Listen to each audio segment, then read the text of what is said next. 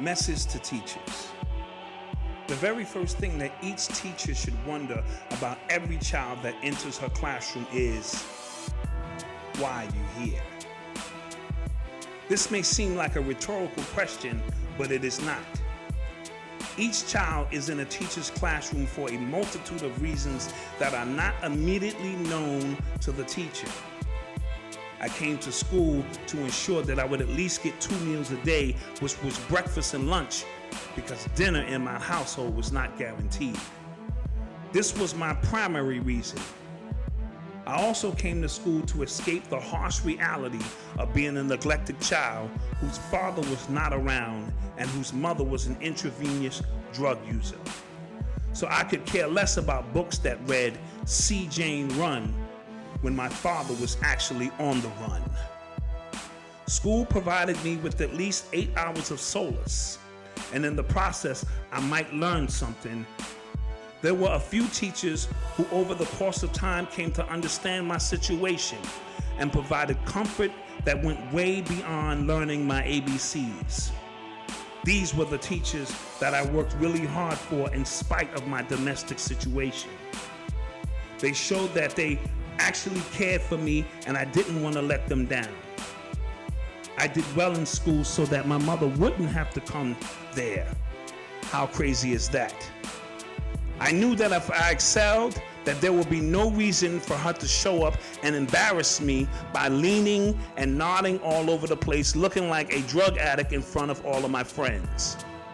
If I did well, she would only have to show up for special ceremonial occasions where there were so many people around that maybe no one would notice her. The reason I am telling you teachers this is because I represent every single inner city youth who is facing similar problems, yet have to put on a brave face and come to school and act like everything is great. I represent every child who has a crackhead mother at home or an abusive father or an uncle who is molesting them.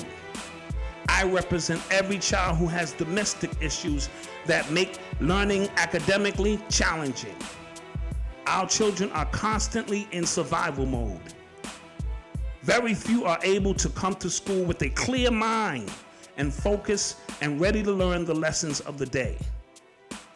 After the child navigates his way to school and finally settles down, he can't help but look to the front of the classroom and wonder as he stares at the teacher and says, "Why are you here?" The typical teacher from the urban community is female and Jewish.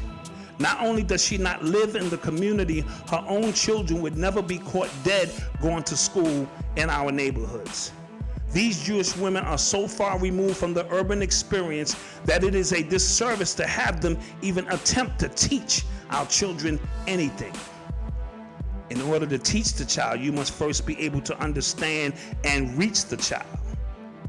Yes, most of our urban schools have teachers who look like their students as well, but the numbers are pale in comparison to that of the Jewish persuasion. These are just the facts. The cultural divide between the Jewish community and the so-called black community leads me to wonder, what's the real premise of this relationship? Do Jewish women really love inner city children so much that they would forfeit an opportunity to work in their own communities, teaching their own, making much more money? Let me not target just one ethnic group. White Anglo-Saxon teachers are in the same category. Do you really love inner city youth so much that you would make the ultimate sacrifice of trekking all the way from the suburbs to teach them because you truly want to see them do well in life? If not, then why are you here? If so, then why are so many children failing at an alarming rate at the schools in which you are the majority? Most will be quick to state that children are violent, unattentive, unfocused, and have no respect for authority. Therefore, teaching them is almost impossible. Yet they still apply for these positions in great numbers.